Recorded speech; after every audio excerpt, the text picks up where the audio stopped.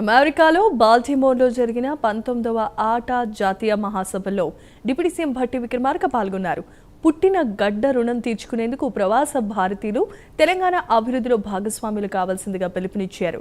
రాష్ట్రంలో పెట్టుబడులు పెట్టేందుకు ముందుకు రావాలని, సింగిల్ విండో విధానంతో వేగంగా అనుమతులు అందిస్తామని భరోసా ఇచ్చారు.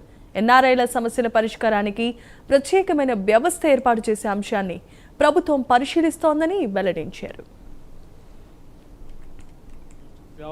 మనం బాల్టిమోర్ లో కలుసుకొని పెద్ద ఎత్తున ఈ కార్యక్రమాన్ని ఏర్పాటు చేసుకుని చాలా సంతోషంగా సంబరాలు జరుపుకుంటూ ఉన్నాం. ఈరోజు రాష్ట్ర ప్రభుత్వం తరఫు నుంచి మీరు చేసుకునే పండుగ కార్యక్రమంలో పాల్గొనేటువంటి అవకాశం కలిగింది. మిత్రులు, మీ అందరికీ ముందుగా నా హృదయపూర్వకమైనటువంటి అభినందనలు తెలియజేస్తా ఉన్నాను. ముఖ్యంగా తెలంగాణ రాష్ట్రం నుంచి ఇక్కడ విచ్చేసినటువంటి మిత్రులందరికీ కూడా కొన్ని విషయాలు ప్రత్యేకంగా మీ దృష్టికి తేవాలనేటువంటి ఆలోచనతోనే వెనక మేము ప్రదర్శిస్తున్నటువంటి ఏవుని మీరు ప్రత్యేకంగా చూడవలసిందిగా కూడా నేను విజ్ఞప్తి చేస్తా ఉన్నాను. ప్రధానంగా మనందరికీ తెలిసింది,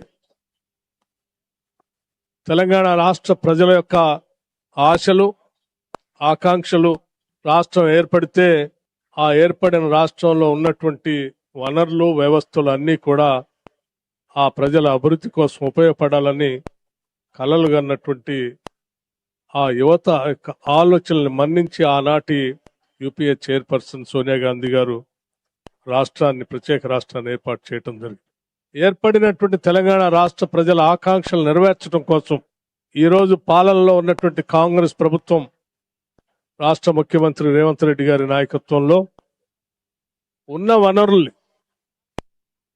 ఆలోచనల్ని, మానవ వనరుల్ని అందరినీ ఒక వేదిక మీదకు తీసుకొని వచ్చి తద్వారా రాష్ట్రాన్ని కేవలం భారతదేశంలో ఉన్నటువంటి రాష్ట్రాలతో కాదు, ప్రపంచంలో అభివృద్ధి చెందినటువంటి దేశాలతో తెలంగాణ రాష్ట్రాన్ని పోటీ పడేటట్టుగా చేయాలనేటువంటి ఆలోచనతో అనేక కార్యక్రమాలు ఈరోజు రాష్ట్రంలో చేపట్టాం.